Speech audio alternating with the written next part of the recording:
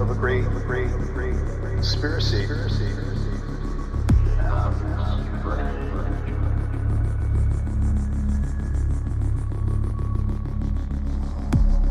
How did I get?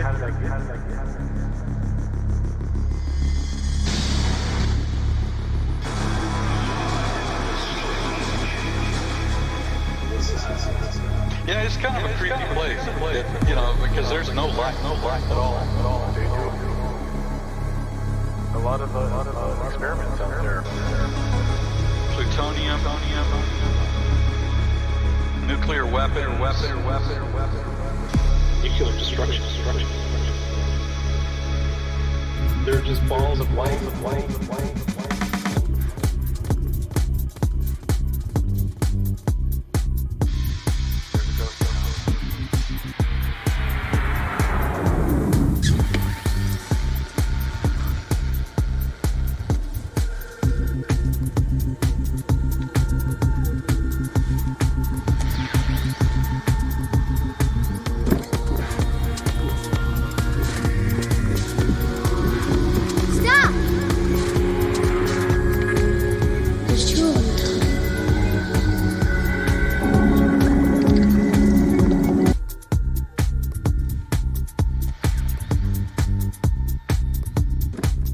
We're broadcasting live from the Mystical Sonoma Mountains, just outside the Napa Valley wine country. I'm your host, Dave Cruz. Thank you for being with us tonight. Let's see what's going on here. Everything should be moving smoothly on the YouTube side. Anyways, we are broadcasting live on the Fringe FM. Thank you very much for joining us tonight. It is May 3rd,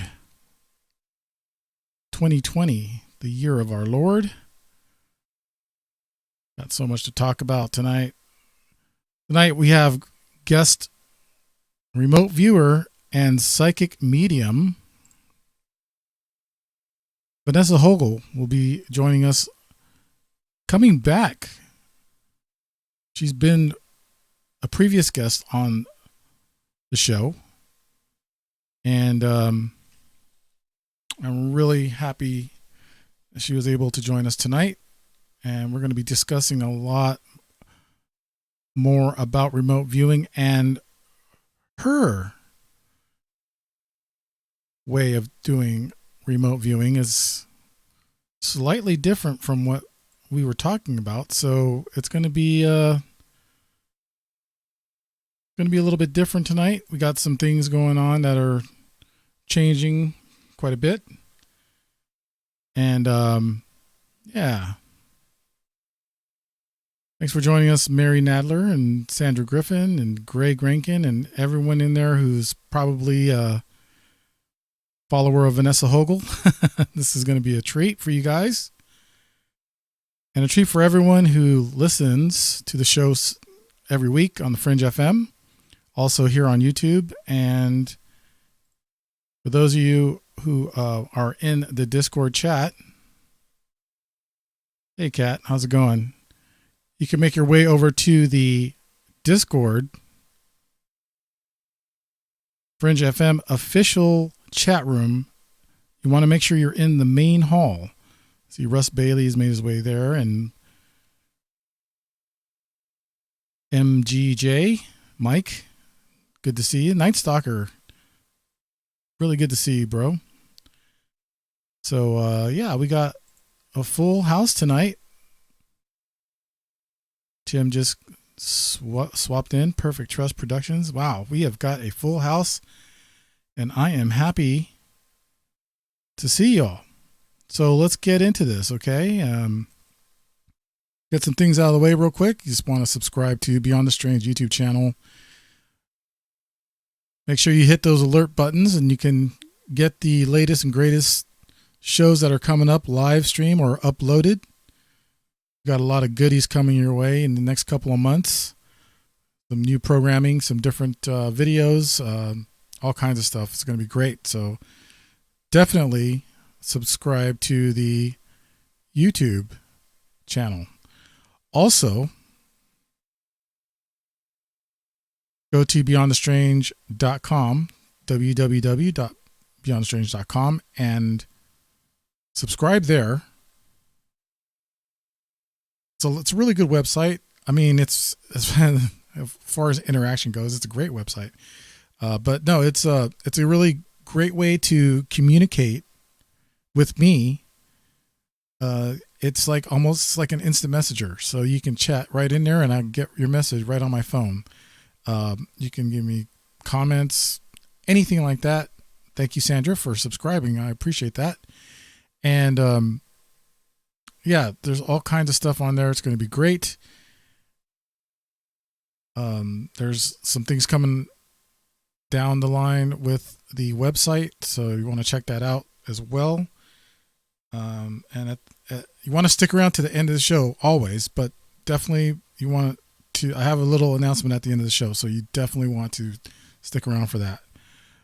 Anyways, definitely, subscribe to beyondthestrange.com.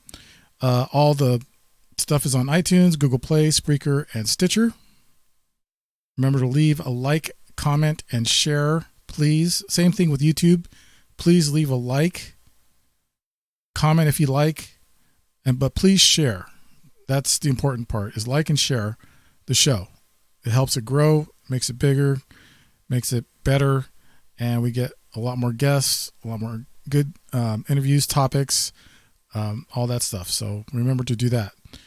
And always remember to keep checking the website, beyondstrange.com, for giveaways, prizes, and merchandises.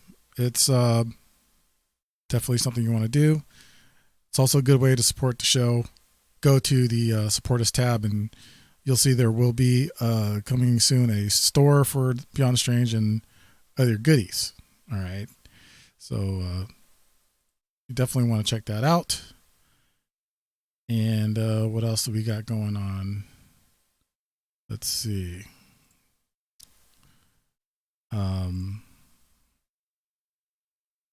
That's pretty much it, guys.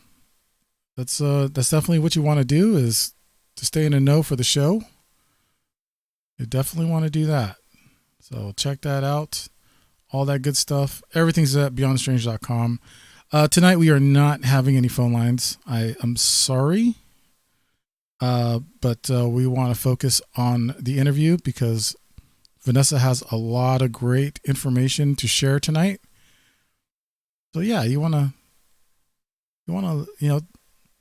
let us conduct the interview and check it all out. So remember to do that. I wanted to update everyone. Friday night, I was a call-in or a caller for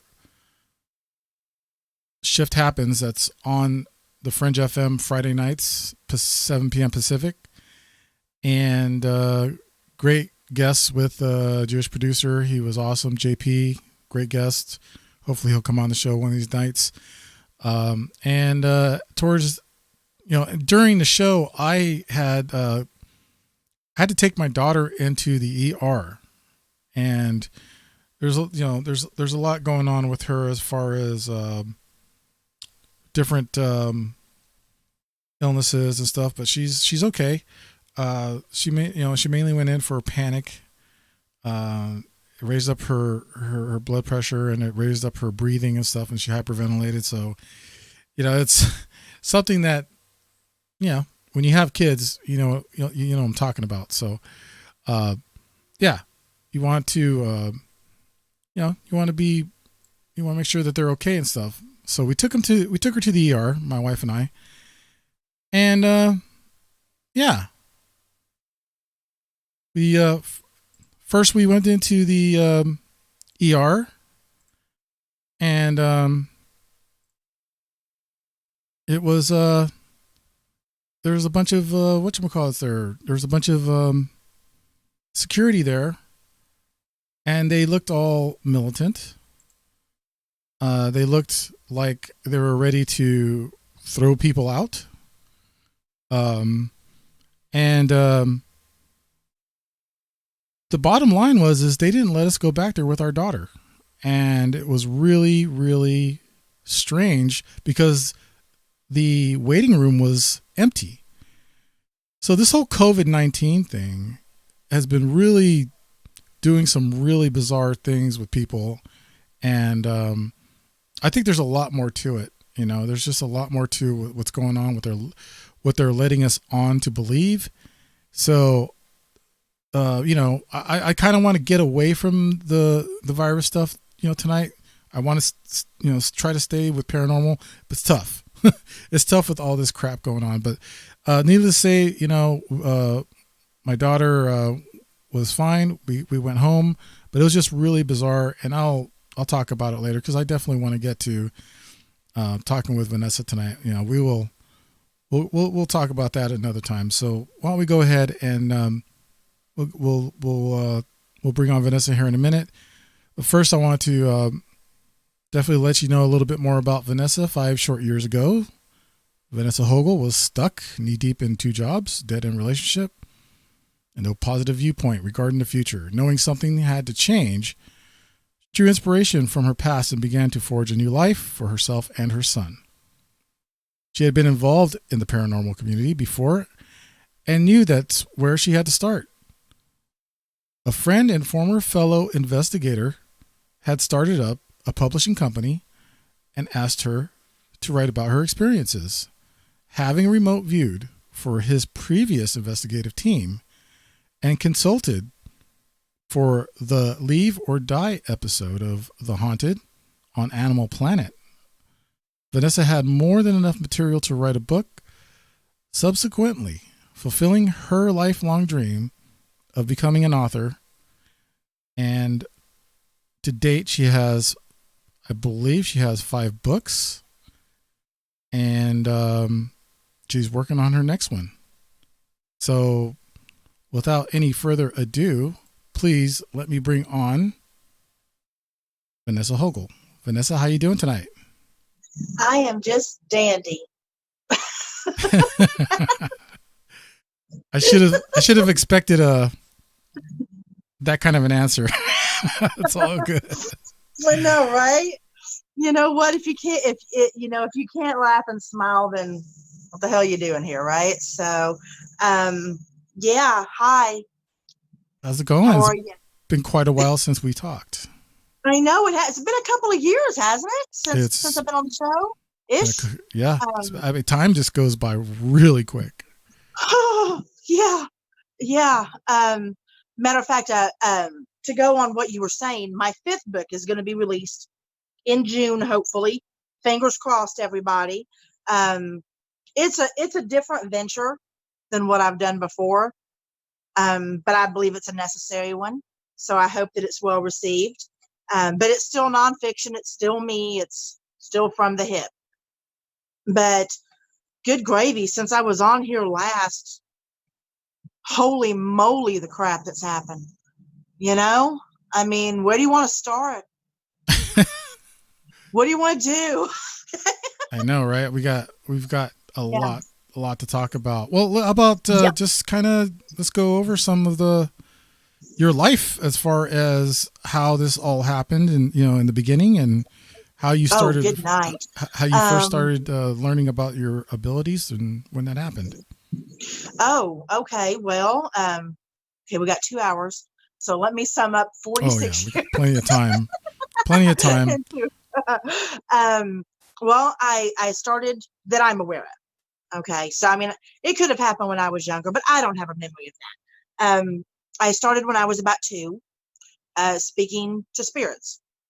I'm very blessed. Again, I've said this many times, very blessed that my first experience that I'm aware of was my grandmother. So in that aspect, I'm very, very, very lucky.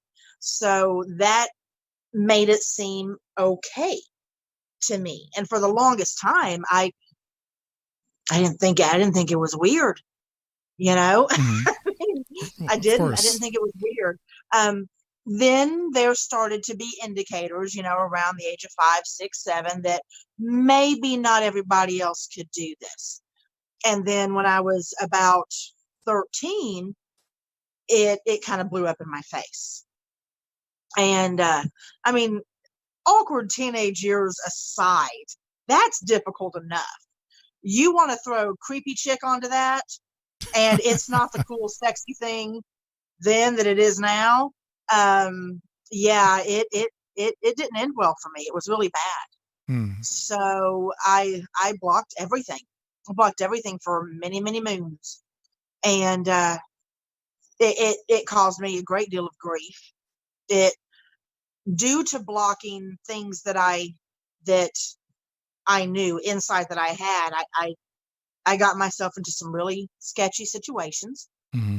and learned a lot of really tough lessons about that. That's actually what the fifth book is about. It's called Diary of a Psychic Loser Magnet. And I think for most people, they would expect the witty, balls to the wall, no holds barred Vanessa in that book. And actually, what it is, nothing could be further from the truth.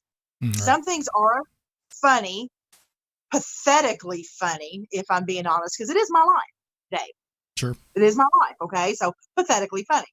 Um, but what it really is a how to book, Hmm. how to get over all of the crap that happens because you don't use your God or goddess given intuition, Okay. that inner alarm system you have.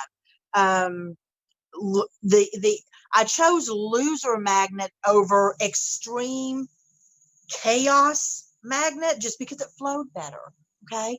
There are some losers in there, believe me, you will not be left wanting over that.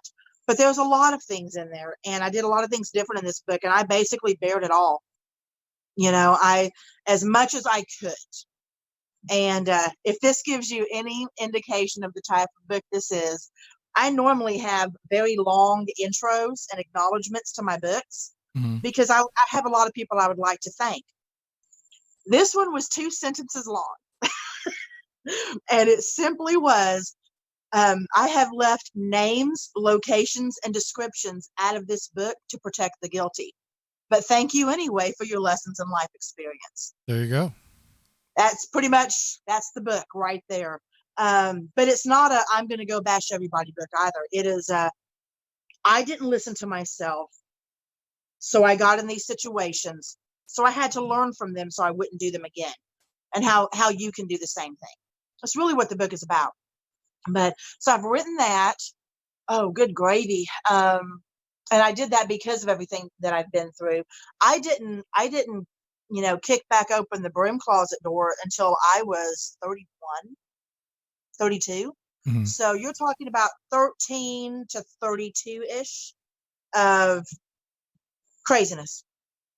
And, it's just nuts. And then, oh, believe me, insanity ensued even after the fact.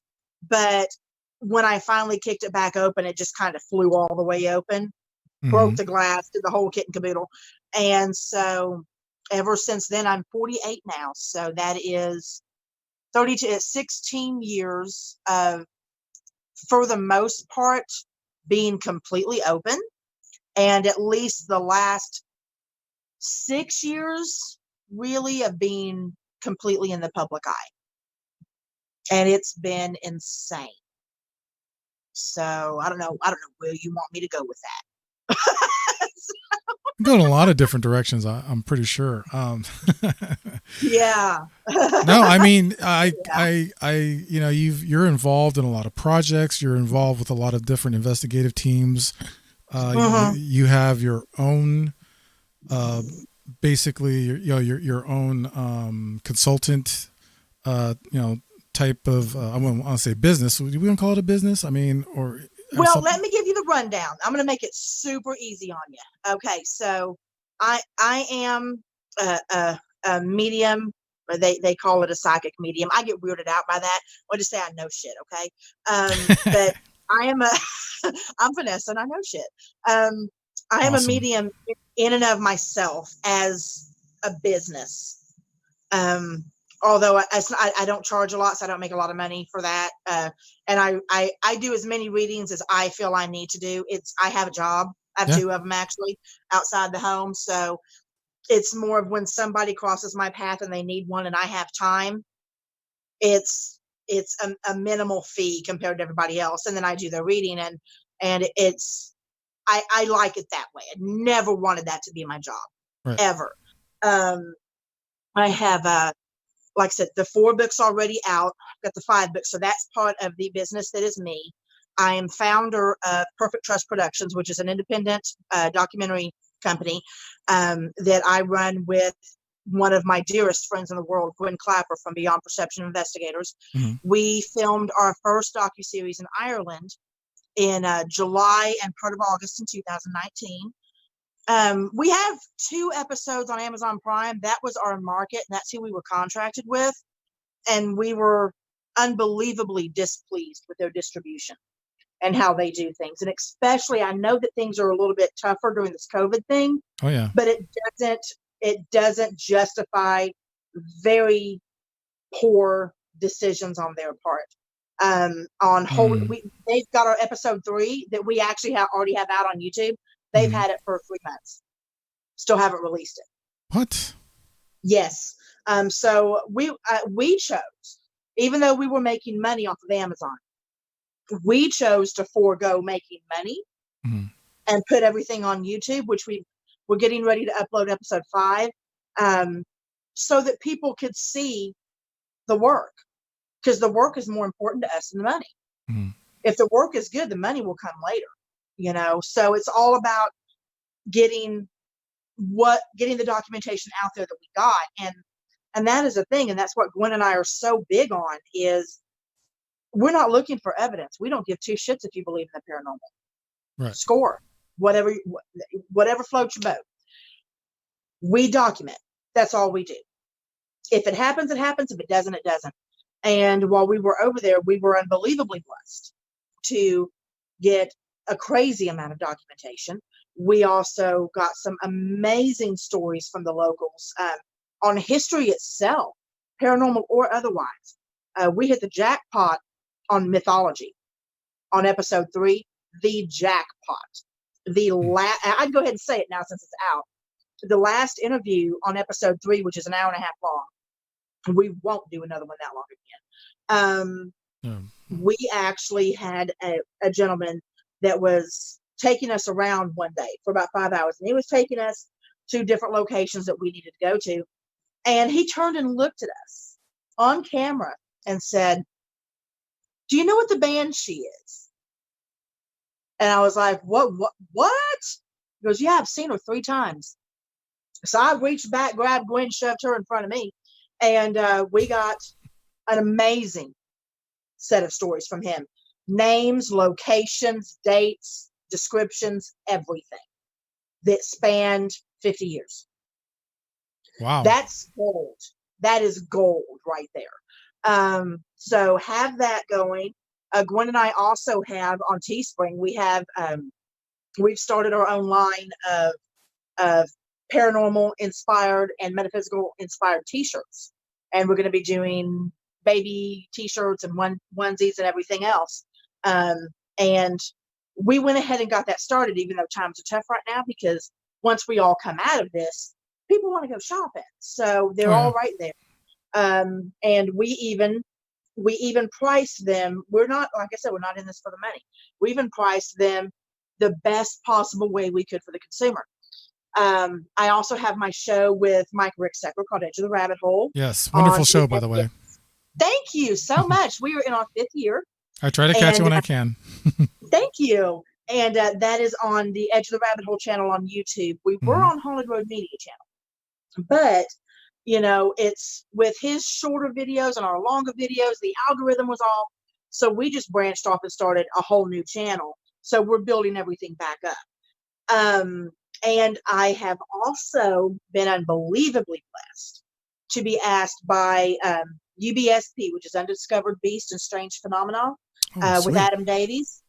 I am starting my own show with them. And I've already recorded the first 3 episodes. It's a commentary. So that's going to be released in May. I'm so excited. I'm so super stoked about that. And I'll tell you why. Because I get to talk about any topic I want and just run with it. And I keep it short. I chose between 35 and 40 minutes simply because most people, that's their commute time. Okay. Yep. And that way they can stop, they get the coffee, the sausage biscuit, turn it on, and they've listened to me by the time they get to work. There you So I don't want to be doing, this all day long. So to them, because that would get boring. But so I have that, and Gwen and I, we were supposed to be filming season 2 stateside. And this whole mess that you were talking about earlier kind of foobarred that. So instead, season 2 is going to be in Scotland. Very and sweet. we are filming that in April. So is that enough on my plate? Congratulations, by the way. That's you. awesome. And I actually did catch that interview with Adam Davies. That was awesome. I had so much fun. Yeah. He's going to be on our show on Tuesday. Oh, sweet.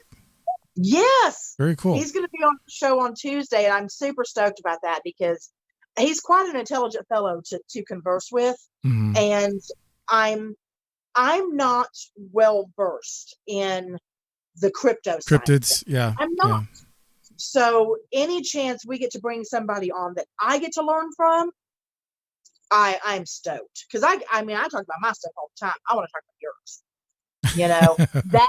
that just gets my juices flowing. So nice. was that appropriate? I don't know. It's okay. No, we just try not to do the F-bomb on live stream. Have you noticed I've done good? You've done great. You've done awesome. Because normally I just sprinkle that like parsley, so I'm trying to get better at it per my mother's request. And I'm almost 50, and my mother, who was in her 70s, asked me, "Would you tone it down a little?" So I'm trying. But yeah, so it's just a ton of stuff going on, and I'm always piling on more. Well, that's awesome because we got a lot to talk about. We're going to go ahead and take our first break right now. Whoa. And yeah, already. Yeah, that was like a great introduction, and we'll get back here in a few minutes right after the break, and we will talk some more with Vanessa Hogle. You are listening to Beyond the Strange. I'm your host, Dave Cruz. We'll be right back right after this. Don't go away, everyone. More Vanessa right after this.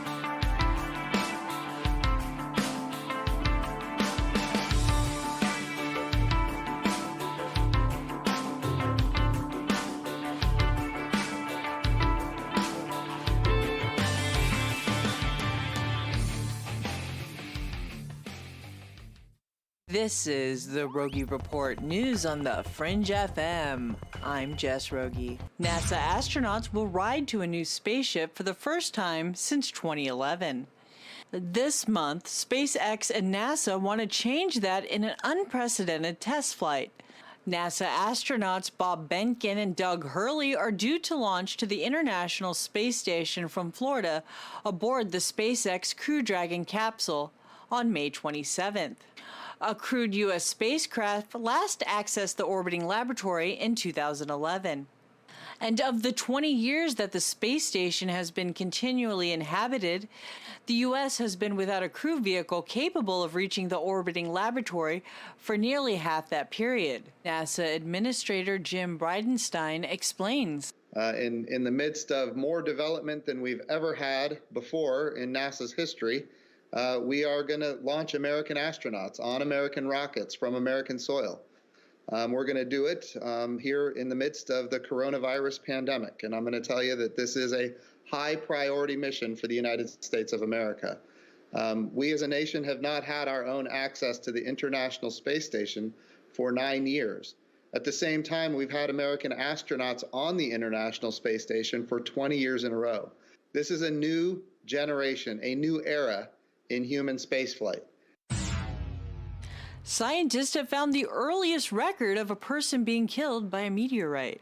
A group of Turkish researchers made the discovery while searching through state archives. They discovered letters written by local authorities shortly after a meteorite fell to Earth. On August 22nd of 1888, a meteorite barreled into a hill in what is now Sulaymaniyah, Iraq. The researchers found 3 letters written in Ottoman Turkish that described the event. They also found evidence that the event was reported to Abdul Hamid II, the 34th Sultan of the Ottoman Empire.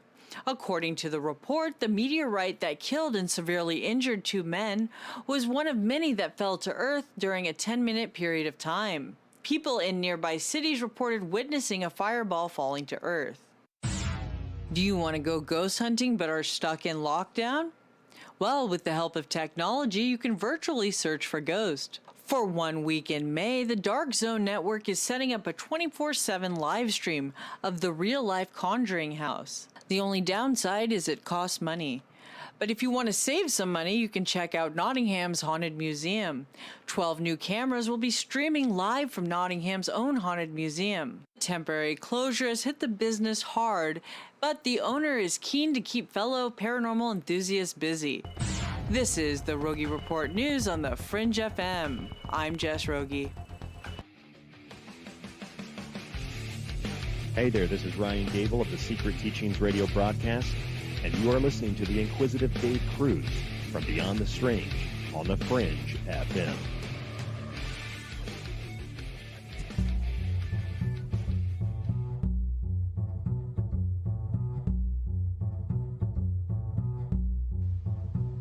Have you ever looked skyward and pondered UFOs, aliens, time travel, alternate universes, and parallel dimensions? Want to explore paranormal activities, hauntings, and various cryptoids such as Bigfoot, sea and lake monsters? Greetings, Beyonders. I'm Arthur Casper Parks, and you're listening to Beyond the Strange with host Dave Cruz. Help spread the word by posting links to forums and social media. Available at YouTube, Spreaker, iTunes, Stitcher, and TuneIn Radio.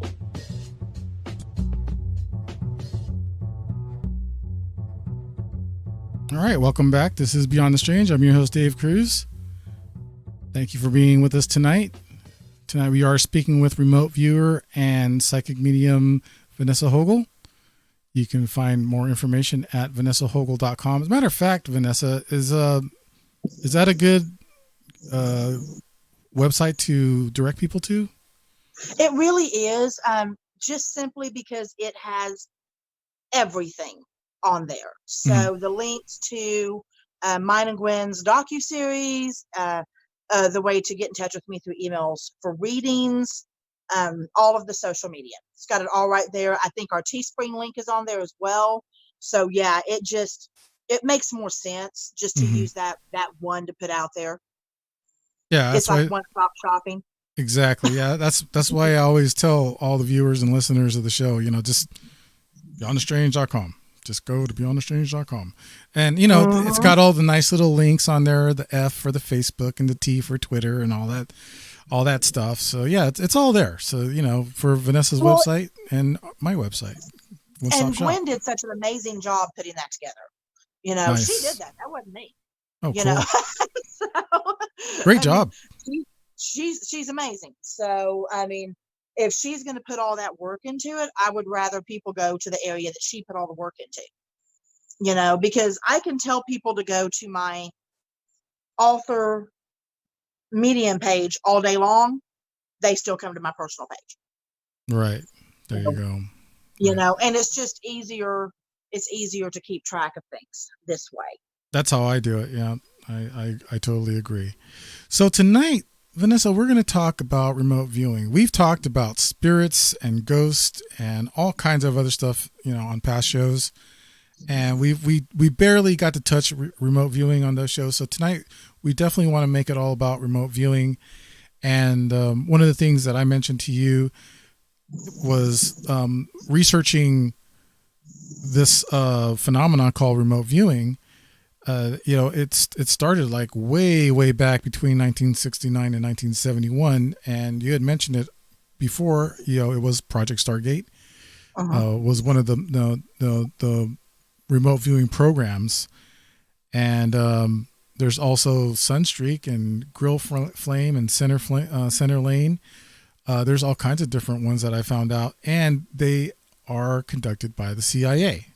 So, big surprise, Uncle Sam has his his hands in this these kinds of projects and exercises. Definitely for the military use, and so there's different ways of describing remote viewing. So one of the things that that describes remote viewing, the way you can describe it as more like an out of body experience. It's more like you're not with you. You're in another place, but your body's somewhere else. It could be more like I don't want to say it's lucid dreaming, but you can kind of relate it to that. It all falls into that kind of phenomena. But the definition of it is the practice of seeking impressions about a distant or unseen target, purportedly using extrasensory perception or sensing with the mind. Remote viewing experiments have historically been criticized for lack of proper controls and repeatability. So this is the kind of thing that it can be dangerous in a sense. So we have a definition, and we can go on to contrast comparisons throughout the show, but tonight is about what you consider remote viewing and how you describe it and how you use it. So without further ado. Okay. Yeah, that's fine by me. It's weird, so I'm gonna go ahead and start out that way. Sure. The way I do it, from what I understand of those who have been what one could consider classically trained, is completely different. The way that I do it, I personally feel it's more natural. It's without sounding conceited or full of myself. I have an exceptionally high accuracy rate based on the people that are testing me, and like Mike will test me, or Gwen will test me, or something like that, as for what I am seeing. What I do when it comes to remote viewing is I don't leave my body. I don't. Matter of fact, I can be sitting here watching TV and see the show that's on the TV perfectly fine. But at the same time, seeing somewhere else in my head. Okay. Best way I can describe it. So you could say it's like a new wave picture in picture, but it's a completely separate thing. And only if I get too involved in the vision that's in my head do I lose the picture that's in front of me. Does that make sense? Yeah. Okay. I know it's bizarre. But like with remote viewing, I mean, it basically what happens, and it is a process. It doesn't just boom, just happen. Okay. Somebody has to tell me, hey, like Mike, he'll say, hey, Vanessa, he did this last year on his way to Ocean State Paracon. He said, I'm going to let you know that on my way from Illinois to Rhode Island, I'm going to stop somewhere. I'm not going to tell you where it is. I need you to describe it for me. I'm like, okay. So I knew at that point in time for that day, Vanessa, just go ahead and open up. Just go ahead and open up. Even if I'm not getting a lot of stuff, I knew, and he gave me the time to just open up to kind of allow things to come when they needed to. And when he called me, he told me that about 10 o'clock in the morning. He called me about 7 o'clock that night, and I picked up the phone. He got out the words hello, and I talked for 10 minutes. And then I stopped and I said, do you want to ask me anything, or do you want me to keep going? And he said, keep going. So I went on for about another 10 minutes. I didn't know he was filming this. I didn't know that he had me on the phone with the camera filming the whole thing. I didn't know till after the fact. I didn't even know, I couldn't tell you where he was, but I could tell you everything about it.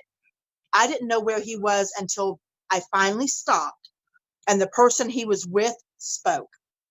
And what I had been doing was channeling Mary Washington and remote viewing her house. Now, for anyone that knows anything about that, Virginia is nowhere near the route you would take to go from Illinois to Rhode Island. He couldn't have went further out of the way.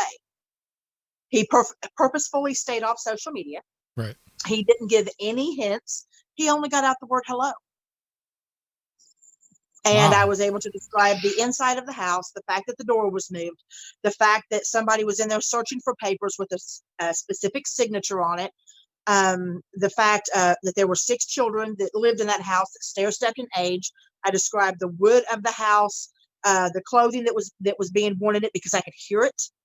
I could hear the movement of the clothing, and come to find out, that's exactly what it was. And the papers that I saw them throwing, looking for the one with the signature, was the deed, because the Washingtons actually lost the house for a time because they couldn't find the deed that had the signature on it. Wow. So for me, that's remote viewing.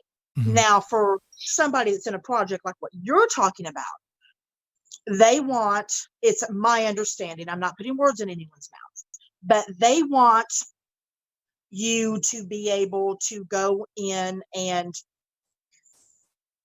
find a specific something that they're looking for, or something like that. Not a trigger object, but something along those lines. And I understand that, and that's fine. But I work so much better in a non-controlled situation that I don't know how I would do with that. I really don't. I don't know if that would suit the way that I do things, because on the rare times that I do feel like I've kind of transported myself there, I need to be able to walk around and look at it, you know? Right. And from what I understand, these situations aren't like that. Years ago, Mike had me, he called me from an investigation that he was doing at what I now know to be the Bel Air house. And I didn't know that's where he was. I was at home. I had him on the phone. I had no video of nothing. I wasn't looking at anything, no pictures. And I described the entire inside of the house to him. Really? Yeah. But that's in the stuff for the CIA. That's not what they're looking for. Right. You know, and when they say that, and this is the other thing that bothers me. What I give Mike or anybody else, or the teams in England or Gwen or anyone else, I'm giving you something that can be verified. When you're talking about doing work for like Stargate or the other programs, when Stargate was going on, or the other programs, that might not be able to be verified for months later. If you're trying to remote view something in Russia or China or North Korea or something like that, there's no guarantee that the information that you are giving somebody who's seeking it, there's no guarantee it's accurate. There's no way to verify it at that moment. So how can they call those controlled? It's one thing to control a test where you're trying to see what is on a desk in a room 3 doors down from you. That's a controlled test. When you do these sessions, are you doing these by yourself with nobody around you, or have you done them with people in the same room? Oh, no. Matter of fact, one that, bless Mike, he does this to me. But my son and I were coming back from Virginia from filming with Gwen. And for those who don't know, it's a 21-hour drive for me to come from Virginia to Oklahoma. Sure. And this is before my son could drive. And Mike hit me up on the way back. And he's like, can you do it? And I'm exhausted, trying not to fall asleep behind the wheel. My son's not old enough to drive yet. And I'm like, you know what? Why the heck not? He goes, well, I'm at a location. And I said, I know you're standing in front of, and I gave off the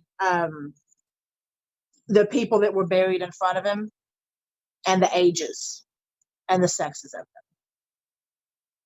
So, but something that quick is rare. And in all honesty, I think the only reason I was able to do it so accurately is because I was so exhausted. Because normally when I'm driving, I throw up a guard. Because especially in Virginia, you can ask Gwen, Virginia is just sick with it. There are spirits everywhere. You can't get away from them, so, but I was so tired that I think that's the only reason I was able to do it was because I let my guard down. My guard was down. There's nothing I can do about it. So you already knew where Mike was, and you knew that there were already ghosts or spiritual entities already there? I knew he was in a graveyard, not because he told me, but because that's what I saw. And I told him how many there were in front of him and what their ages were and what their sexes were. You saw the gravestones and that kind of thing? Well, when you say saw, I don't want people to think that I physically saw it in my You just knew it. In front of my eyes. I just knew. Yeah. It's amazing. So, yeah. And if I'm moving around a lot, y'all, I apologize. So I might actually get up on my knees here in a minute. So just bear with me, okay? But yeah, so it's just, I would love to say that there's a rhyme or reason to it. I would love to say that there is some type of choreography to it and make it much sexier than it actually is. But the fact of the matter is what comes. I have no control over it whatsoever. And that is, I mean, I've had situations before. Sorry, y'all. I've had situations before where people have asked me to remote view, and I'm like, dude, I got nothing. I don't know what to tell you. By all means, seek out somebody else. But I'm not gonna try to reach for something and risk the chance of giving somebody wrong information. That I won't do. I would rather tell them I don't know. So, I had to do that this morning. I had a friend contact me, and her daughter was missing and believed to be with somebody that she knew. And she asked me, she goes, Vanessa, what are you getting? I had to be honest with myself and her enough to say, I don't trust what I'm seeing because I'm too close to the situation. Okay. I don't trust it. I don't know if what I'm seeing is based on fear. I don't know if it's based on fact. I don't know. So I will tell you what I do feel comfortable with, and then I am going to share this and actively seek out other people to send your way that don't have an emotional connection. Mm-hmm. Does that make sense? Yep. Makes sense. As a matter of fact, go ahead. I said, give me something else. Give me something else. Well, it's interesting because there's a lot of different there's different ways that people go about doing this remote viewing, and I think you're familiar with some of the techniques that they use, like when they put the information in an envelope. Uh-huh. And then that's pretty much all they have to go on are coordinates, a place, drawings, pictures. Uh-huh. So they start asking them the questions, and basically start just going to town. Now, do you write as well? Like, do you automatic drawing and automatic writing? Okay. And so you're documenting everything as you're going along as well. For the most part, I don't do that with every one of them. Mm-hmm. Because sometimes there isn't enough time, and especially like with Mike, I was driving. Right. He's going to have to document that if he wants to. But for me, it's I know how they do things like that. And I think that's great, but I mean, that's one of the things, like you see it all the time on social media, where people post something, tell me what I have in my hand. Tell me what's in this envelope. I'm not going to lie to you, Dave. That stuff irritates the dickens out of me. Mm. And I'm going to tell you why. The reason, and that's great. If you want to test your skills and this, that, and the other, more power to you. Okay. But for me, if I'm going to put my energy into something like that, it is going to be for the information that they give me, that the powers that be or whatever, that they deem it necessary for me to have, not as a parlor trick to prove I can do it to somebody else. Does that make sense? Sure. Right. Because that could get really monotonous after a while, where people are coming to you all the time, and all the time. And that I couldn't imagine having all that. It's just one of those happening. Things where I don't believe that I should go searching for information. If it's meant for me to have, they're going to give it to me, and I'm going to be able to pass it on. Okay. So, like when I'm going to give you a really good example of that. Really quick. There's something happening with your volume. I'm not sure if it's the microphone must have moved or something. Is it okay? Because I haven't touched anything. It's not really. It sounds like you're really far away for some reason. Okay, hold on. I'm just going to, this actually might be better. Is this better? Is this okay? It's I can't explain it. Something happened with the audio. Maybe I can bring it back somehow. Let me try to do something really quick. Really bizarre. It was sounding perfectly fine, and then next you know, it sounds like you're in the other room. Well, I do have attachments. Okay. So I don't live alone, if you know what I mean. Right. Yeah. No, I understand. Yeah, but this is actually better for me because my hip is really hurting. Oh, I'm sorry. So that's okay. It's just how I was sitting. Is it better now? Can you hear me okay now? No, it still sounds like you're in another room. It's really bizarre. I'm not sure what's going on. Okay. Hold the phone. Let me see. Perhaps we can try to, you do what you got to do there real quick. Let me see. I'm going to see if I've got headphones sitting somewhere. And of course, I don't think that I do. Oh, hey, this can be good. Hold it. Let me see here. Okay. Oh, good Lord, baby Jesus. I need to put my glasses on because I can't see nothing. I bet the people in chat are just having a fun time right now, aren't they? Let's see here. Yeah. Okay, hold it. Let me get comfortable. Good gravy. Let's see. Is Gwen making fun of me? Can you look in the chat and see if she is? She's under Perfect Trust Productions. Oh, let's see. What is she doing? What is she saying? Is that better? Yes. Okay. Yep. Yeah, I put don't know. My headphones in. That's bizarre. That's weird. Okay. I'm not sure what happened there. I'm not either. So, can you see me okay? Yes. Okay. Wait, you're down a little. You're actually your head's just popping up. Bring you down a little bit. There we go. About right there. Yep. Okay. Excellent. Okay. So no. What I was saying is that I understand the need for the constant proving for some people, but I've proven myself enough. I don't feel like I have to do that. Mm-hmm. And even when I was reading this one time for NP Paranormal out of Sheffield, England, and they're now known as Knox Paranormal. And they messaged me on WhatsApp and they said, Vanessa, we're going to be investigating tonight. Are you going to be free? I'm like, well, why not? Sure. And keep in mind, no information. They don't tell me nothing. Okay. Well, I messaged them back a couple hours later when I started getting information. Mm-hmm. And they messaged me back and said, that doesn't sound like where we're going. And I said, I can't tell you. I don't know what to tell you, honey. That's what I got, So if I get anything else, I'll let you know, but I can't change what I saw.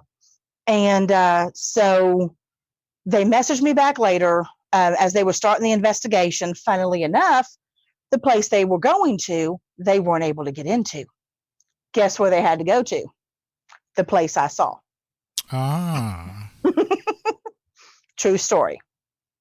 True Wow. story. So the powers, I don't take credit for that. Right. That has nothing to do with me.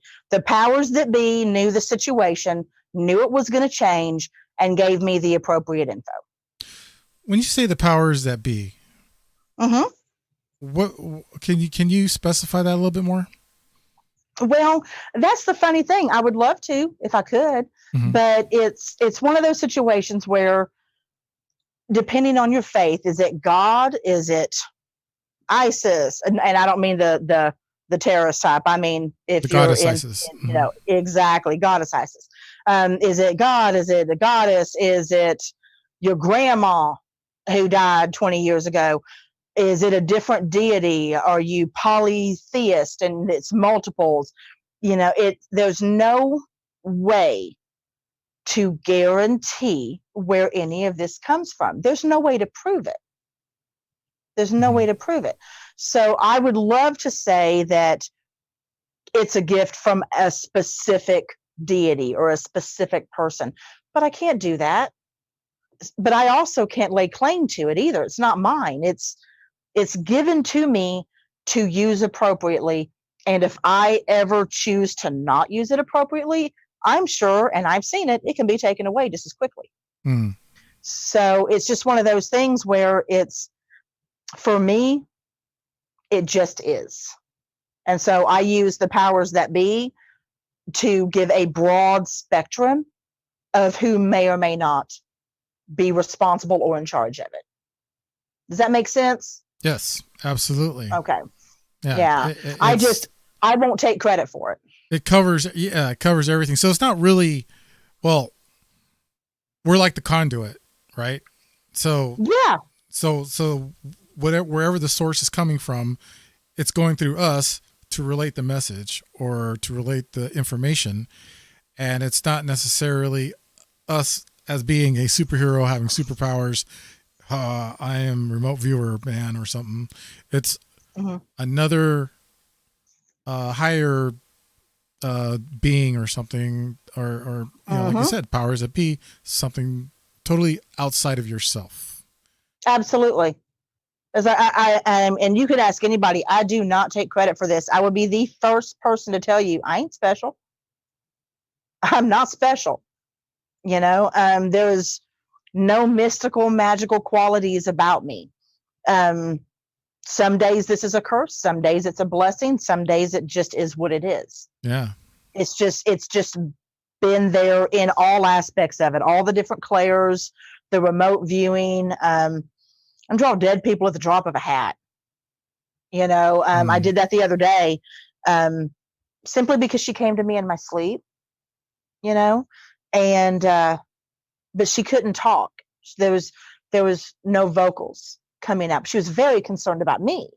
Mm-hmm. And I'm like, I don't know what to do with this information. I have no idea where to go with it. So I drew her and I posted it on social media. And within 10 minutes, the person that she belonged to came through, and they came to me privately and showed me a picture, a real photograph of her. And it was her, and explained to me why she couldn't talk. Wow. That is amazing. Yeah.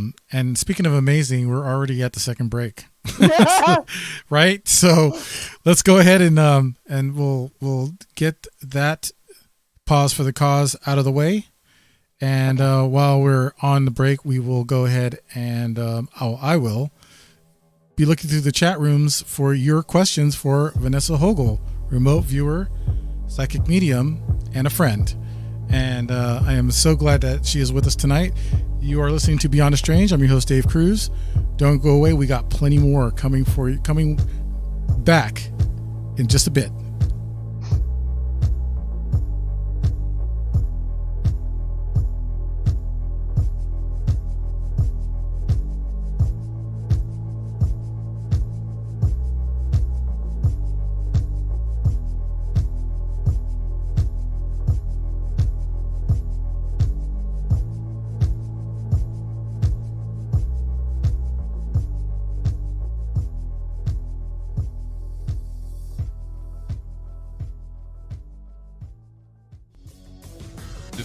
group from Lighting the Void, and you're listening to KTLK Digital Broadcasting Station, The Fringe FM.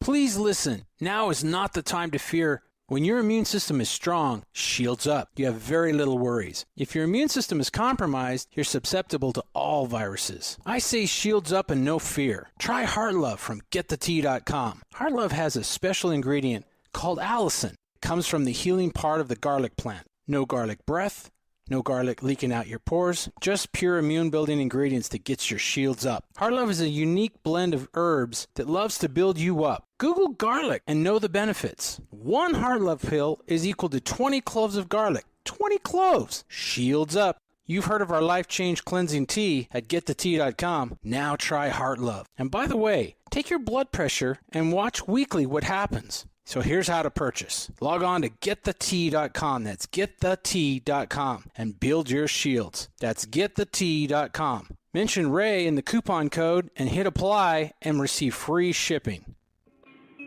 Hey, Fringe listeners, this is Dave Cruz, host of Beyond the Strange Radio, asking you to join us live Sunday evenings at 7 p.m. Pacific Time, 10 p.m. Eastern, right here on the Fringe FM. Visit BeyondTheStrange.com for links to chat, social media, and schedules of the show. And remember, always stay strange. Asta.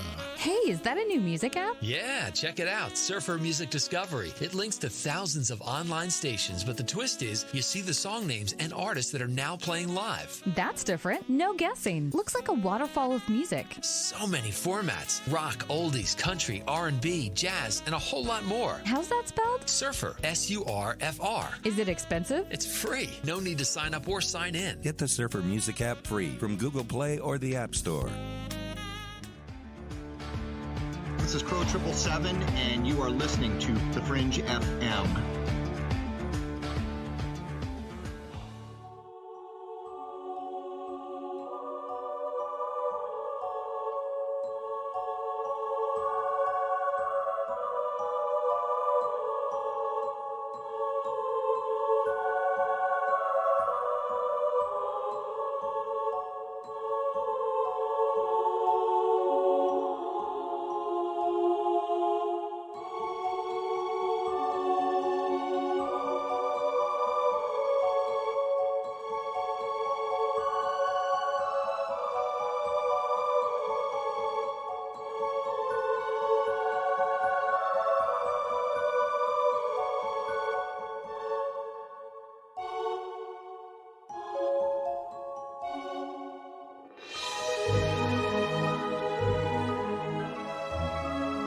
Welcome back. This is Beyond the Strange. I'm your host, Dave Cruz. Thank you all for being with us tonight. We are speaking with remote viewer, psychic medium Vanessa Hogle. You can definitely go to vanessahogle.com, www, of course, and learn more about Vanessa. And tonight we are speaking mainly about remote viewing, but there's a lot of other stuff we're getting into.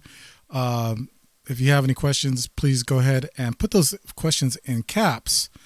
That way we can get the right question right to Vanessa, and yeah, that'd be great. So without further ado, I just want to bring back Vanessa back, and thank you again, Vanessa, for coming back to Beyond the Strange. Aloha, and thank you. Thank you very much. But it's definitely been a fascinating evening, and learning more about different ways and techniques of remote viewing. One question that comes to mind is, can anyone be a remote viewer? Do you think so? I do. I think so. I tell people this all the time, and I've even written about it in my fourth book, Rebel Witch, is the biggest thing when it comes to being a psychic medium, a remote viewer, anything like that, we all have that capability. Again, not special. Okay. The thing is, you have to be willing to be wrong, because that means you're learning, and you have to be willing to trust yourself. That's the two factors right there. Be wrong and trust yourself. If you can do that, I believe anybody can do this. I truly do. I think people do it more than they realize. if I'm being honest. Well, I know I've heard people talk about how they do the out of body experience. They do the astral travel. Is there any chance that is kind of like the same thing, or are those two different things? I think so. I think so. In all honesty, every last bit of it's connected. That is the funny thing. And it's one of the reasons that I hate the term psychic medium, but I have to use it because that's what everybody labels me as. But to me, if you're clairvoyant, you've got psychic ability. If you're clairaudient, you have psychic ability. If you can astral travel, you have psychic ability, because it takes that. I mean, any one of those things makes up a sensitive, which is the lay term for being psychic. And, the medium is just talking to dead folk. Well, we can all do that. That's not special. I think I do it all the time. We can all do that. Mm-hmm. Yeah. Yeah. I mean, it happens way more than people think. And not necessarily I'm looking for an answer, but it's kind of, it's weird. It's almost like you do feel like there's somebody next to you. And, so therefore you just kind of, you're not really talking to yourself, but you're just talking out loud. And if that person, entity, whatever you want to, being, whatever you want to call them, is listening, then that's great. I find it comforting. And don't always assume that they're going to answer you in the same fashion that you pose the question. And I tell a lot of people when they're having difficulty speaking to their deceased loved ones or something like that, write it down in a notebook before you go to bed. Write down the question in a notebook and concentrate on it and think about it, and then go into a nice relaxed sleep. I highly recommend using ocean sounds or rain or something like that. You can get that on YouTube. They got a black screen, won't keep you up, and allow your brain to go into that relaxed state. You'll be amazed at the people that come to you and answer the very questions you wrote down a few hours before. That's happens awesome. all the time. That's interesting. And I love. Are you familiar with the binaural beats? Yes. I had listened to that like at a 528 frequency. And I listened to that along with ocean music as well, like ocean sounds. And I do feel, you do kind of get a sense of being in another state, if you will. Yes, very much so. For me, I'm very much the water baby. Okay. Very much the water baby. And I need that sound. Last June, me and my family went to Florida and rented a big old house just a block off the beach for a family reunion. Everybody had their own rooms. Do you know where I slept? On the deck. There you go. I slept on the deck amidst the mosquitoes and everything else on the lounge chair on the deck so I could hear the waves. Yes, I'm that girl. That's the way to do it. So, I'd say sleep on the beach. Why not? Well, if it wasn't a block away, I would have. But it's just one of those things. And plus, they do like to close that stuff up at night. Well, right now you can't even do it. You can't even go out there now. Yeah. Well, but I mean, when we were there and we were where were we at? We were in Destin. The entrance that we had to the beach was locked up at night. So we would have had to have jumped a fence to do it. I wasn't looking to go to jail. But that's just, it's whatever calms your mind down, whatever calms your mind down enough to receive messages. The reason most people don't receive them during the day is because they don't realize they're receiving them during the day, because their mind is all cluttered up with everything that you're dealing with from 9 to 5. Exactly. It's got all the mud and the muck in there. So, but I do want to address something real quick, just because I was looking through the chat at break. Sure. And someone was asking if I had been part of the CIA project. Oh, no. Not for love or money, honey. There's not enough money in the world, right, to make me do that. Not enough money in the world. Yeah, it's bad enough people, they go into the military and they're basically owned by the military, probably, till they die, even though they serve their time, these, 4 years, 8 years, whatever. Military knows exactly everything about you, where you're at, what you're doing. You're done. That's pretty much it. So, What, and that's the one thing with me is like a lot of the people are doing those 23andMe's and the Ancestry.com DNA kits and stuff like that. You will not see me do that. I mean, no. So, because my gut never lies. My heart will lie, my brain will lie. My gut doesn't lie. And my gut tells me that all of that is being stored for a different purpose. So, yeah, they'll get that from me with a court order or upon my death. Other than that, it's mine. So, people can think I'm crazy. That's fine. Love y'all anyway. Mwah. But no, I am not. I have been asked if I was registered, and I would not do that either. Registered.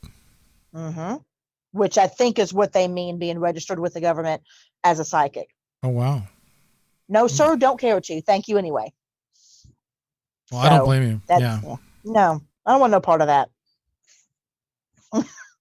So earlier, I was contacted by a friend and listener of the show, and because we're not doing phone calls, and there's reasons behind that, and that's all good. We'll do it this way, so people can ask their questions through the chat. For those of you listening on the Fringe FM, and you're not near a chat room, or you don't do that kind of thing, you like to email, go ahead and send me an email. I have my email open, and you can email me at beyondthestrange@gmail.com. If you have a question that way, please do send me that question, and I'll get it right to Vanessa. But this comes in from Michael Jordan. Mike's he's a great listener, supporter of the show, and he knew you were coming on the show, so he wanted me to ask you if he thinks he may be getting ready to lose his house and his property. Some credit companies, due to some credit companies that he has a little debt to. I'm sorry, it's hard reading this question, but he was wondering if you'd be able to look into see if he was going to be able to, if it's going to work out for him, and I guess in the future financially, and see if he's going to be able to hang on to his property and his house that he's lived there for a long time. And he's really, really concerned about this. Okay, so that is more of a psychic question and not a remote viewing question. Okay. That would generally on something like that, I would say he needs a full reading. But I'm going to answer it with what I was told directly in my head, based on this right here. And that's a pretty personal question. So I don't know how personal he wants me to get, but what I am being told in my head is he was given the opportunity right around 3 months ago in order to get certain things in order so that he could postpone it, because there is going to be an opportunity that's going to allow him to keep his home. But he's got to go back through all of the documentation and make sure that every I is dotted and every T is crossed, or else that is not going to go through, and it will be a complete loss. Can you ask him if that makes any sense? It's all in that paperwork. I'm not saying it was a loophole or something like that, but there was an opportunity within the last 3 months to be able to take care, or at least start to take care of that situation. And there is the very real possibility of monies coming in that will at least buy him time in order to get things where they need to be. Okay, so Mike, but that works on him. That he's in the YouTube chat, and I went ahead and sent that message to him, but I'm sure he's listening right now. So yeah, Michael, if any of that makes sense to you, he says get personal. Mike, if that makes any sense to you, you can go ahead and relay that back into the chat. I believe Vanessa is in the chat room as well, and so but I can't see it without my old lady glasses on. So let me put them on. That's all right. I'll look at the answer later, but there you go, Michael. I would say things, look good. It's kind of up to you. So you just got to do those things. So thank you, Vanessa. He said, "Get personal." There you Yeah, go. I Yeah, saw see? that now. He says, Oh "Get my personal." goodness. So yeah, no, that's great. Night Stalker in the Fringe FM official Discord chat has a question. He'd like to know, have you noticed? Well, first of all, he did have a question a while back ago, before we were taking questions. So I saw that, and he wants to know: can you remote view in real time? I can. I wish it was easier to explain. Like, I did that with Mike. I've done it with Mike on multiple occasions. Okay. If that's what he means, yes. Do I like to do it on a situation like this where 9 times out of 10 I'm getting the questions, can you find the wedding ring I lost or my car keys? I don't like to do that. That's one of the reasons I don't do that. But yeah, everything I pretty much do is in real time. So it's like, so when Mike called me, he was at the location. That's Right. about as real time as you can get. Yeah. So I'm not certain I understand the question. That's probably close to it. I Okay. I wouldn't be surprised if that's exactly what it is. Like, some of these questions are hit and misses, so it's all good. And there Michael is Jordan said thanks. He There you said go. cool, and then he said thanks. So I don't know if I'm going to assume that on some level that might have been accurate. And it's not. Here's the thing, y'all. Whether it's accurate or not, that's his personal business. He asked a question. It's none of my business. I gave him the answer that I had. And if it's true, I hope it helps. If it isn't, there's nothing I can do about it. But that's the other thing. That's the one thing I need to make very, very, very clear. I don't require, need, or look for validation. Mm. So I'm cool with how he put cool and thanks, because he does not need to give any more of his personal information to let me know if I was right or wrong, because it's irrelevant. Does that make sense? There you go. Yeah, absolutely. Yeah. Night Stalker has a follow-up. He wants to know if you've noticed, are there any specific locations that might amplify your senses, like ley lines, for instance? That's a good question. And I got to be honest with you, I wish I paid more attention to it. Mm-hmm. I can tell you that when Gwen and I were in Ireland, okay, it was nuts. It was nuts. When I was in England, it was kind of crazy. When I was in Scotland, it was kind of crazy. Virginia, worst. The worst. Yeah, he put Virginia down, as a matter of fact. It amplifies everything. Interesting. It is insane how crazy Virginia is. But I don't pay a whole lot of attention to that. And maybe I should. Mm-hmm. Maybe I should pay more attention to that. Maybe that's something I need to put on my to-do list. But I know, right? I have them too, but I haven't really noticed. I'm also not one of those people that believes that activity only happens at night. Believe you me, it can happen like crazy during the daytime. And Gwen and I can prove that. So it doesn't take a specific location like a haunted location. Everything's haunted, y'all. There's ghosts everywhere. You don't got to pay $75 for 3 hours to find that out. Mm-hmm. Okay? You just don't. And I know people are making a cool mint doing that, and good on them, but you don't have to. So, I mean, if you open yourself up and you allow yourself to feel and you listen to yourself, there's pretty much not a dang place you can go to that doesn't have some spirit activity. So, why do you think Virginia is so full of activity? Because that ground is soaked in blood. Mm. It is saturated in blood. One of the locations that Gwen and I investigated with BPI, it was layered like an onion.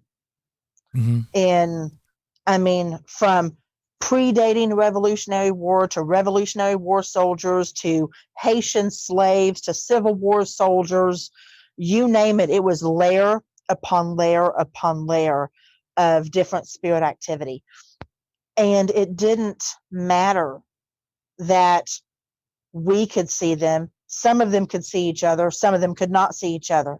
The ones that could see each other were shocked by it. The ones that couldn't see each other, we're not even certain they saw us. But it was the craziest thing. That is on an episode that's going to be coming back out on YouTube, and it's called Too Many Tenants. Worst location I've ever been to in my life. Absolute worst. Absolute worst. So I won't ever step foot back on that land. Wow. Okay. Yeah. Yeah, that makes sense. Just way too much blood. Yes, you can't wash blood out of soil. True. And you also have an extremely high population of deceased soldiers there. And that's what I mean, and maybe Virginia's not crazy for a lot of other people, but it's crazy for me because the soldiers come out of the woodwork. And it's always been that way for me. I mean, in many lives, I've always drawn the warriors, the soldiers, the fighters, things like that. Whether that is because I don't judge them or whether it's because I've had relations with them in past lives and was married to one in this life, who knows? But they're drawn to me. And I mean, I got bombarded by them at Sailor's Creek in Virginia, got bombarded by them at Hollywood Cemetery in Virginia, got bombarded by them at Blanchard Cemetery in Virginia. I mean, to the point to where at Sailor's Creek, I'm putting my hands over my ears telling them, you got to stop and give me a minute. Elect a speaker. Right. Okay. Pick somebody, because it was insane. It was insane. And Gwen caught it all on tape. Wow. Gosh. Yeah. Oh, you mean as far as like EVPs? Or the activity with you and you talking to them, and they're just like one after the other. You're probably just like, oh, wait. Yeah. Yep. So, not one of my finer looking moments, but it was necessary. And all of the information that I was able to give Gwen, she was able to verify. Again, not for me, for them. I don't care. Right. But if she can verify it for the spirits that are there and verify that they're still trying to communicate, then maybe their story gets out. So give me another one. I have some. NASA, and this comes from YouTube, and it comes from NASA Golfer. I believe that's what he goes by, NASA Golfer. That is interesting. And NASA Golfer, I guess, he golfs on the moon. I have no idea. You do. Sorry. Going through. Does Vanessa feel that she's developed this ability over multiple lifetimes? Oh, yeah. Yeah. Oh, good question, NASA Golfer. Oh, he's got a lot of them. That's a hole in one, dude, right there. That is a brilliant question, and it's absolutely correct. This is my last go around. This is it. I'm not getting another life. And I know that. I know that with fairly good certainty because I've never been this old, ever. I've seen my previous lives, and I've never lived past the age of 19. And I'm 48 now. I was never able to carry a child before. I was never, which I lost 6 in this life. And then my last one finally grabbed on, but good. And he is now 17. So I've broken many cycles. I've learned many lessons. And in this lifetime, I have actually reconnected with my soul family, which I never lived long enough to have the opportunity to do previously. Oh, okay. Yeah, that makes sense. Yeah. So, especially in the past 5 years, it's the people that have come back into my life that I have known in a previous life is astounding. And it's a beautiful thing. I wouldn't trade it for anything. So if this is my last go around, I'm totally okay with that because that's exactly what it feels like. NASA Golfer has another question. Have you been able to remote view UFOs or aliens and possibly converse with them? Not that I'm aware of. Not that I'm aware, and I know that's a weird answer. Sorry, I got to switch here a little bit. Yeah. Not that I am aware of. I have seen a UFO. My son and I saw one, and that was here in Oklahoma. It was very large, and apparently others had seen it as well. But I've never tried to do that, and I have to be honest with you. Mm-hmm. I think maybe because I'm a little scared. Yeah. I know they exist. I'm comfortable with knowing they exist, but I'm not certain I'm comfortable with trying to interact yet. And maybe that time will come. I don't know. But when it does, I'll let y'all know. But it's not today. Not today. Not today. Mm-mm. Damn straight. No. I know, right? I can't say nothing. Both Night Stalker and I have a similar question, and he says great minds think alike. What do you think of the show Stranger Things? Is that realistic enough? Is that realistic enough? Love it. Oh, my stars! I love it. That is, y'all. When my son first told me about that show, we watched the entire first season in one day. First season. Mm-hmm. Yeah, I was just like, I couldn't get enough of it. And that's what we do each time a season comes out. Now, of course, they are using Hollywood license. There's no way. Yeah, they're taking liberties. I'm not, but, hold it. That having been said, you know that big old spider creature? Yes. What Gwen and I both saw in the barn in Virginia wasn't unlike that. Okay. But it didn't feel alien-like. It felt entity. Mm-hmm. Could be demonic. The one and only time, pretty much in my life, I've ever come across that. Then again, who's to say that demons aren't aliens? Who's to say that aliens aren't demons? Who knows? Nobody knows. That's the kicker. The parallel universes and the way to go from one realm to the other. Right. I totally believe that something like that is absolutely possible. I do. Physicists believe that something like that is absolutely possible. So it's just one of those things where I'm not gullible and I'm not necessarily naive, but I'm the person you have to prove to me it doesn't exist, not that it does. Right. Because fact of the matter is there are too many things in this world we don't know about.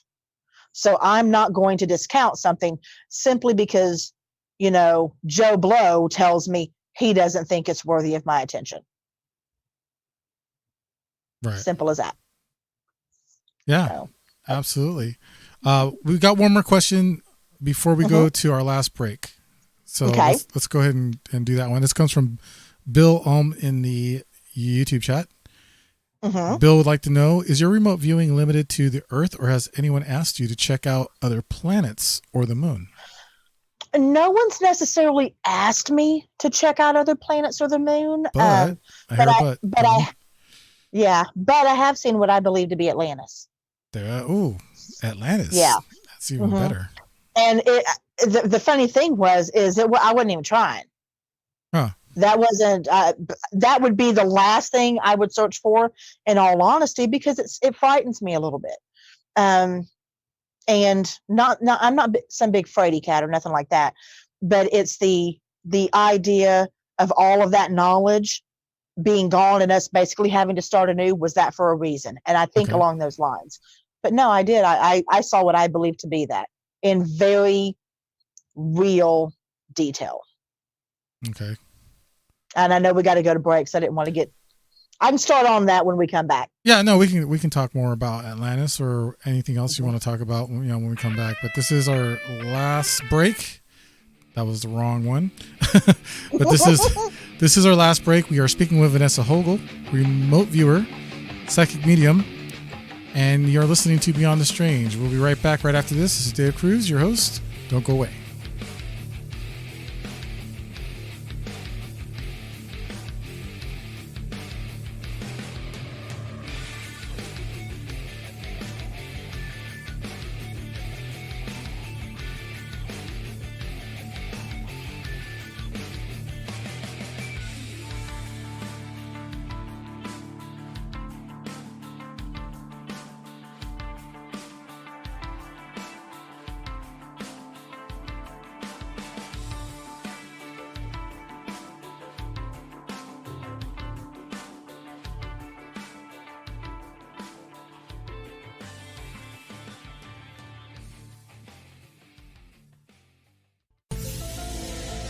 truth is out there. There's something out here. And so are we. KTOK Digital Broadcasting, The Fringe FM.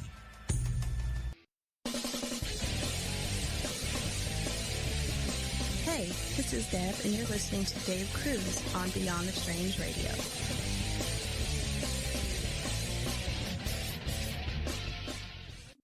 This is Reverend John M. Polk from johnpolkmedia.com, and you are listening to KTLK, The Fringe FM.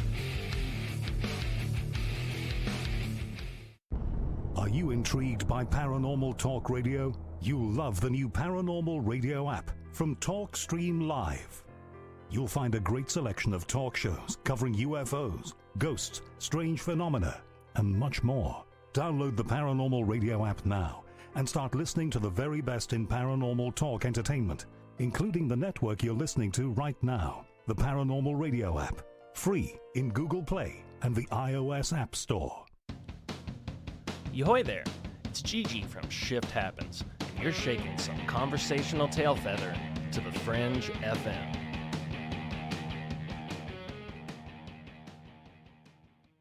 I'm getting older and noticing that my body just doesn't work as well as it used to, so I like to keep fit as possible by hitting the gym a few times a week. Recently, I started having a nagging bicep pain, and it got so bad I couldn't even lift the weights. When I was complaining about it to a friend, he told me about angioprim. He said chelation helps remove toxins, heavy metals, and cholesterol in veins and arteries that may cause blockages. You know, after just 1 week of taking angioprim, the pain was gone, and now I'm back in the gym full strength. Scientific research proves the active ingredient in angioprim has superior oral chelation action that helps promote cardiovascular health. So to learn more, go to angioprim.com. That's ANGIOPRIM.com, or talk to a trained consultant. Call Angioprim toll free at 945-882-7221. You'll feel better with more energy. That's 945-882-7221. Or go to the website angioprim.com.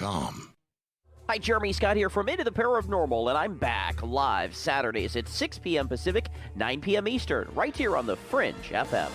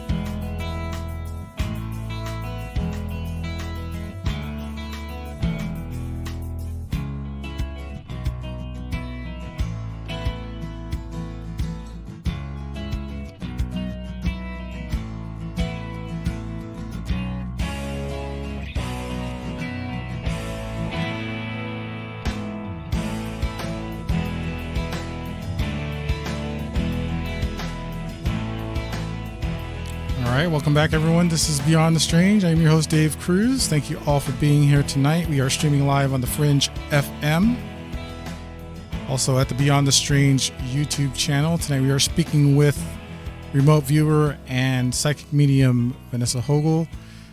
Vanessa has written 5 books. She's in the middle of writing her next exciting book, and I'll let her describe it. Very interesting title.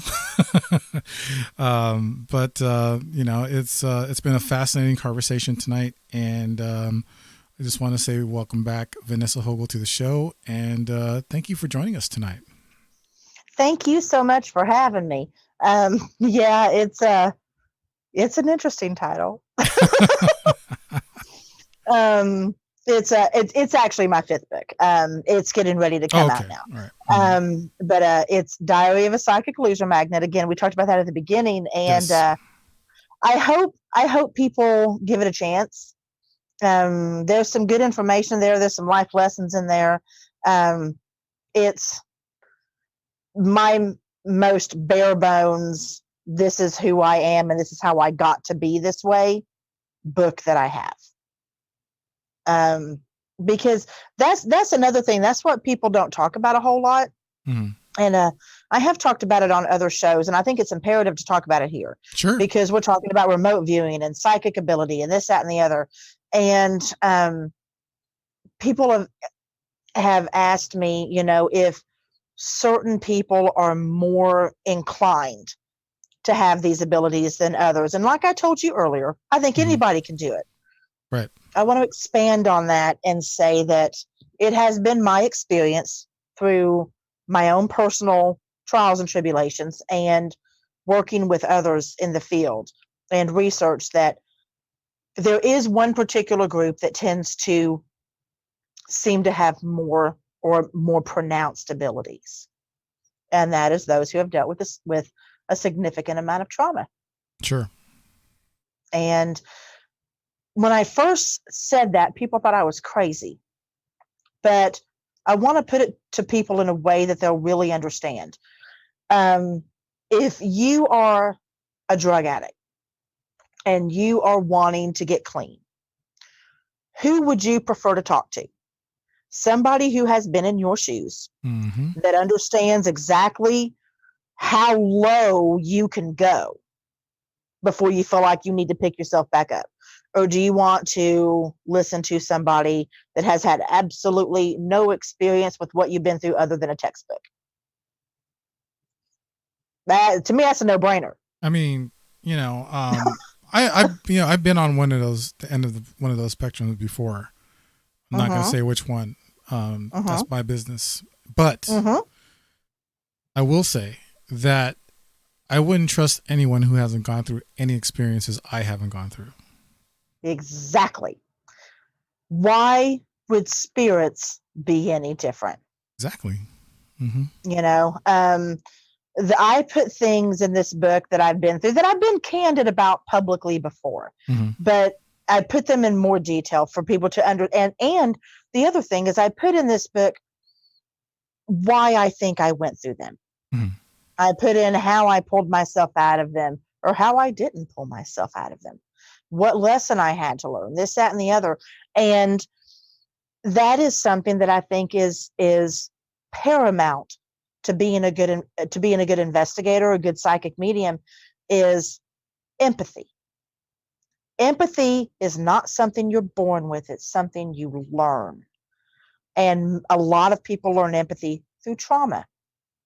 So I could have somebody come to me who's deceased, who might have been a very unsavory person in life, but is remorseful of what they did. I could represent the victims of this person, or I could represent this person. Either way, I'm going to understand and I'm not going to judge, because that's not my job. My job is to get the information and process it as it needs to be processed and get it to whoever needs to get to, or just to tell the story. That's my job. My job's not to judge who comes to me. And that is, I think that it's necessary to have that mindset in order to do this and do it well. And I also have, I hate to say this, because this makes me sound like a victim, and I am absolutely not, but I have an exceptionally high pain tolerance. Okay. Because I can't take narcotics. They make me ill. With the exception of when I had to have my emergency gallbladder, they said I absolutely had to take something because it almost killed me. Yeah. And they found out I could take morphine in pill form. And even then, I think I took 3 pills. And only because they gave me something for nausea with it. Yeah, I almost died. April 19th was my 4-year anniversary of my escape death day, because I died on I coded on the table, then I coded in recovery. Really? And and then come to find out that when I went back to my appointment 2 weeks later, they said that my next gallbladder attack would have killed me inside of 10 minutes because I had gangrene. It took 6 months for the incisions to heal. I had to go through 5 rounds of antibiotics. But it was really, really bad. And so I have, anyway, I have this exceptionally high pain tolerance, and there have been many instances on many investigations where I've had to suffer physically in order to get the information. Mhm.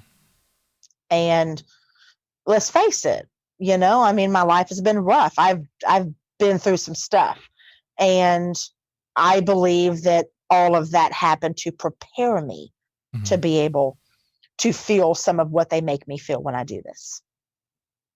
And I'm not a martyr. I'm not a victim. No, that's just a fact. Sure. Yeah, absolutely. I mean, yeah, everyone has, their experiences that leads them to bettering themselves, if you will. It sometimes it takes hard knocks, if you will. But I'm not, even if you're not asking for it, so sometimes it just happens. Did you have any kind of, how do I put this? Warning or premonition or anything like that, possibly from source or from the powers that be, that you might be going through something like that, or anything that happens? In other words, could you tell your own self your own future? Okay, well, I know that sounds like a silly question, but no, it doesn't at all. That's kind of what the book covers. I didn't listen to myself. Mm-hmm.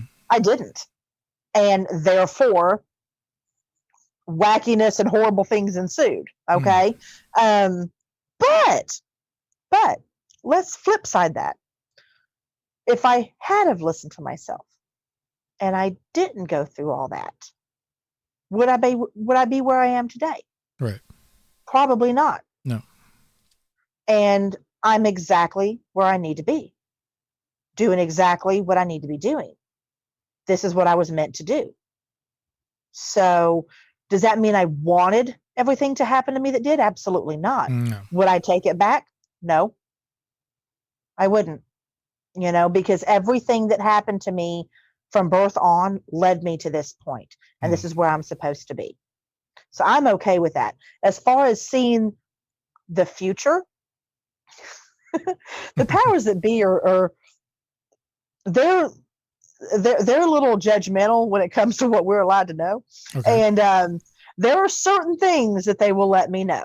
Like every now and then I will do a tarot pull just on a yes or no question. Just on a yes or no question. Just, tell me yay or nay. Is this going to happen? And lately they've been real sweet to me and have been listening to me and allowing me to know certain things. But it's not to give me an advantage. It's to ease my soul. Okay. So I'm okay with that. And plus here's the thing, when you're talking about getting messages from source, they have to know that your intentions are pure. If I'm trying to manipulate a situation to win the lottery or something like that, no. But if I simply want to know a question, a single question about something, and the possible outcome of it, whether it will be favorable or non-favorable, they've been very kind to me in the past couple of months and allowed me to know certain things. But I'm fully happy to do that for other people. I don't abuse the privilege for me. I actually think it would be unfair if I knew everything for myself and know so much for other people. I think that would be a very unfair advantage for me. So it's not something I would abuse. Yeah, that makes sense. I understand that answer. I get it.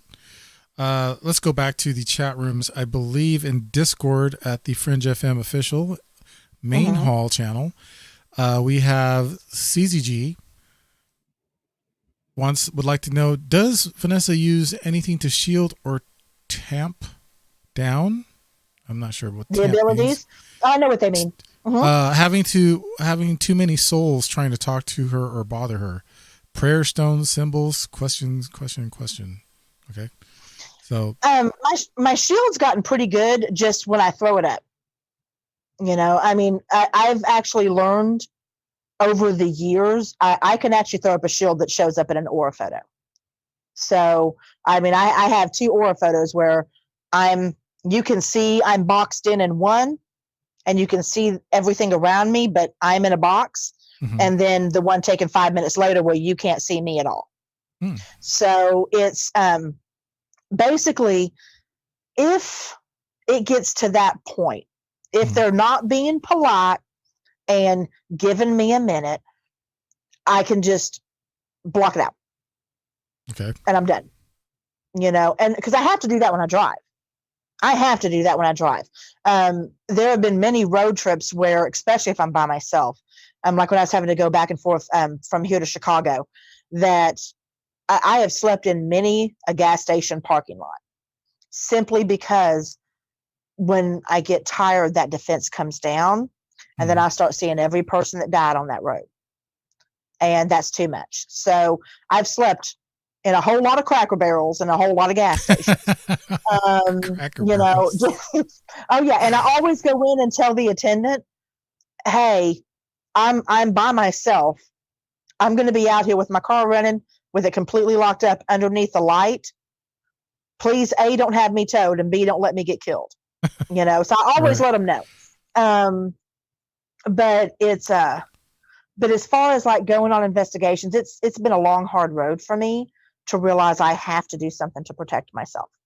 I have to, because I am, and I've said it a million times, I am a do as I say, not as I do kind of girl. Because I will walk into a place completely open and just say, hop on in, because I'm a channeler too. So I'm like, hop on in, take me where you're going to take me, give the info that needs to be given. We're going to call it good. I've done that at West Virginia State Penitentiary, in the Sugar Shack, if that tells you anything. Okay. That's how dumb I am. Okay. That's how dumb I am, but it was the first time that channeling of mine ever was truly caught on film from beginning to end. And there were multiple witnesses. But I'm learning. I'm learning as I go that I need to protect myself a little bit more, because I've been beat up. Sure. So that's not fun. By the way, I heard that remark about the driving, how you have to turn that off with your interview with Adam Davies. And, it's like, yeah, I can definitely see how that could be very distracting and, can cause an accident, I mean. Oh yeah. And that's why I'm lucky I can do that, but it took me a while to get to that point. And I also had to learn the warning signs of when I'm getting too tired and it's starting to drop. And that was really evident on a drive to New Orleans one time. And I'm just like, I can't, because it sounds, I'm not making light of people who die in accidents on the highway. Oh, sure. But when you see them standing and they're lining the highway and they're waving at you like, hey, it's too much. Oh yeah. I'm tough. I can handle a whole lot of stuff. That's too much. It's too much for anybody. I don't care who you are. That's too much. So I agree. Yeah. We have one more question from YouTube, and this comes from Michael Jordan. Have you ever projected through your third eye and seen things in real time again, like seeing the person you're talking to on the other phone and watching them move, telling them what they just did? So basically, yeah, just like you and I. Yeah. No, I've done that with my son, with close friends, with things like that. But it's weird. I can't say projected through my third eye. It's just because I just knew it. Mm-hmm. Now I know we're getting ready. We only got 8 minutes. Let me give you a third eye story. You want a third eye story, Michael? I have got one for you, buddy. Here we go. Strap in. Exactly. We were in Ireland, and Gwen and I tried this oil that was given to us. And I put it on my third eye, my throat, and my heart. And I think Gwen did the same. Here's a funny thing. Within minutes, keep in mind, my heart, my throat, perfectly fine. This right here felt like somebody had poured acid on my forehead. Whoa. With Gwen, it was her throat, but her third eye was fine and her heart was fine. Okay, we're going to this particular location that we filmed about in episode 1, Moore Hall. It's on, if you guys go to Perfect Trust Productions on YouTube, it's the first episode. It's Moore Hall, has one of the best pieces of paranormal evidence you'll ever see that I can guarantee you is 100% real. We were heading to that location. It did not stop. I have never been so bombarded with changing info from so many different spirits, and it seemed to every 2 miles it was a different group. And I mean, we caught it on film. It was absolutely friggin' nuts. Right. And it was exhausting. It was the most exhausting thing I've ever been through. When we're at the investigation, Gwen's throat went out. Oh, wow. Felt like she was being choked. Oh my God. Whatever it was those parts of us that were, I don't know, amplified. You know, she was having great difficulty with her throat and with coughing, and that hadn't happened the entire trip at all. And keep in mind, this was the last night we were there. We were in Ireland for 9 days. This was our last night. This was the 8th night. We were spending our 9th day in Dublin and then flying back. And then, I felt like it was like somebody drilled acid into my forehead within 5 minutes of putting that on. But the other parts of my body perfectly fine. And it was on skin. So if it was going to burn here, it should have burned here and here. Right. Nothing. So for third eye viewing, that takes the cake right there. That was unreal. It was absolutely unreal. Oh, I've never felt nothing like it. There you go, Michael Jordan. There's an excellent answer for you. And Jesus, we're like just a few minutes away. So I want to give you the opportunity right now. Vanessa, can you please let the audience know where they can find you and everything that's you? Oh, good gravy. Yeah. Oh, but first off, real quick, everything that I was telling when I was in the car giving that entire reading, all verified on the spot from the person that was driving us. They verified everything. So weird. Anyway. Okay. So me, again, like if you want to get a hold of me, just go to vanessahogle.com. That gives you every bit of social media that I have. That gives the links to the Perfect Trust Productions YouTube page. That gives links to our Teespring store for merch.